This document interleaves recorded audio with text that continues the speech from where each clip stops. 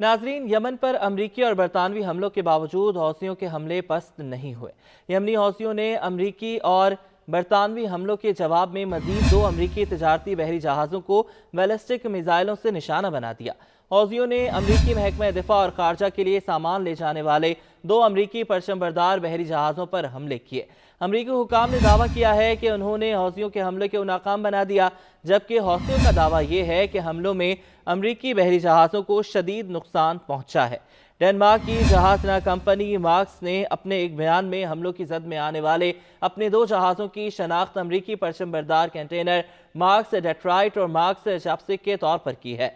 Marks की जानिब से जारी बयान में कहा गया है कि हमलों के वक्त अमरीकी बहरिया इन बहरी जहाज़ों के साथ थी। मार्क्स ने ये कहा है कि रास्ते पर सफ़र के दौरान दोनों जहाज़ों के करीब होने वाले धमाकों की इत्तला दी और ये भी बताया कि हिफाजत के लिए साथ चलने वाली अमरीकी बहरिया ने इन हमलों को रोका। मार्क्स ने कहा है कि दोनों बहरी जहाज़, उनका अमला और जहाज़ों पर मौजूद सामान महफूज रहा। अमरीकी बहरिया ने दोनों जहाज़ों का रुख मोड़ दिया है और वो उन्हें खलीज अदन की तरफ ले जा रही है। मार्क्स की जानिब से दोनों बहरी जहाज़ों में अमरीका के महकमा दिफा और खारजा समेत दीगर सरकारी एजेंसियों का सामान भी जा रहा था, जिसकी वजह से उन्हें आबनाए से गुजरने के लिए अमरीकी बहरिया का तहफ़्फ़ुज़ फराहम किया गया था। कंपनी ने कहा है कि इन बहरी जहाज़ों को मार्क्स लाइन्स चलाती है, जो मार्क्स की एक अमरीकी ज़ेली कंपनी है। कंपनी ने बताया कि वो अगले ऐलान तक इस इलाके में अपना सफ़र मुअत्तल कर रही है। अमरीकी फ़ौज के सेंट्रल कमांड ने अपने एक ऑनलाइन बयान में हौसियों को इस हमले का जिम्मेदार ठहराते हुए कहा कि उन्होंने जहाज़ों को तबाह करने वाले 3 बैलिस्टिक मिसाइल फायर किए थे। बयान में कहा गया है कि एक मिसाइल समंदर में गिरा, जबकि दीगर 2 मिसाइलों को अमरीकी फ़ौज ने मार गिराया। यमनी हौसियों ने इसराइल की हमास के खिलाफ जंग के रद्द-ए-अमल में नवंबर से बहरी जहाज़ों पर हमले शुरू किए थे।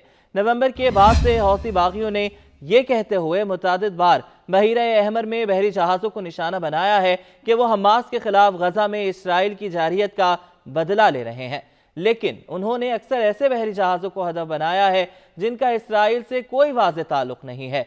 हौसियों के हमले से आलमी तिजारत की इस अहम बहरी गुजरगाह में जहाज़रानी के लिए खतरात पैदा हो गए हैं। अमरीका और बरतानिया ने हौसियों के इस हमले में इस्तेमाल होने वाले मुश्तबा मिसाइलों के ज़ख़ीरों और लॉन्चिंग साइट्स को हदफ बनाते हुए फ़ज़ाई हमले शुरू किए हैं।